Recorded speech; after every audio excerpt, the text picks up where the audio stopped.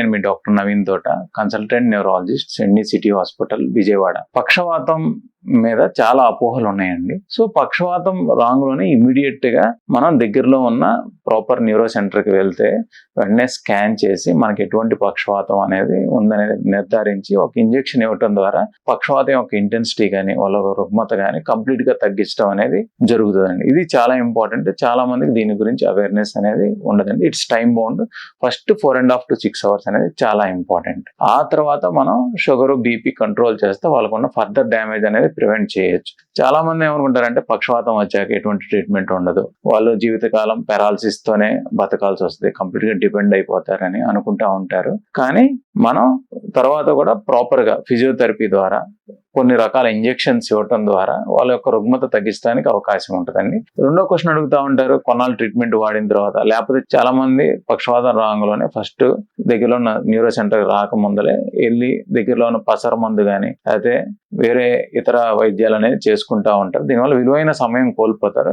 పక్షవాతం వచ్చిన నెల రోజుల తర్వాత మన దగ్గరికి వస్తుంటారు కొంతమంది, ఇప్పుడు ఇంజెక్షన్ చేయండి అని. సో పసర మందు వల్ల పెద్దగా ఉపయోగం ఏమీ ఉండదు. థర్డ్ అపోహ అండి, పక్షవాతం మగవాళ్ళలోనే వస్తుంది కదా, ఆడవాళ్ళలో రాదు కదా అని అడుగుతూ ఉంటారు. పక్షవాతానికి ఆడ మగ అనే తేడా ఏమీ లేదు. మొదట్లో కొంచెం 40-45 years లోపు ఆడవాళ్ళకి కొంత ప్రొటెక్షన్ ఉన్నా కూడా 45 years తర్వాత మెనోపాజ్ వచ్చాక కొంచెం ఆడవాళ్ళలోనే అత్యధిక పక్షవాతాలు అనేవి మనం చూస్తూ ఉంటామండి. ఇంకోటండి, ప్రివెన్షన్ ఆఫ్ స్ట్రోక్ మీద కూడా చాలా మందికి అపోహలు ఉన్నాయి. స్ట్రోక్ ని మనం ప్రివెంట్ చేయొచ్చా, కంప్లీట్ గా అవాయిడ్ చేయొచ్చా అని అడుగుతూ ఉంటారు.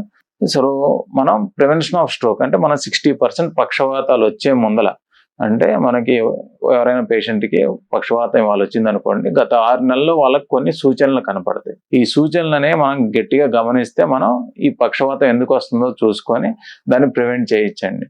అంటే ఈ సూచనలు అనేది పర్మనెంట్ గా ఉండవు, 2 to 3 seconds వచ్చి తగ్గిపోతా ఉండదు.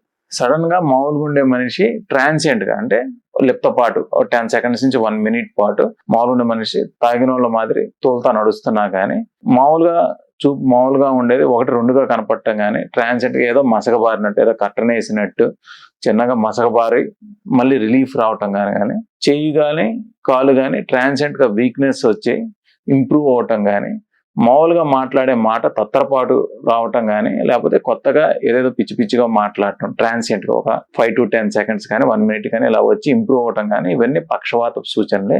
ఈ సూచనలు పక్షవాతం వచ్చే 6 నెలల నుంచి కనపడే అవకాశం ఉంటుంది. ఇది 60%, అంటే పక్షవాతం వచ్చిన 60% ఇటువంటి సూచనలు రిట్రోస్పెక్టివ్ గా ఉంటాయి.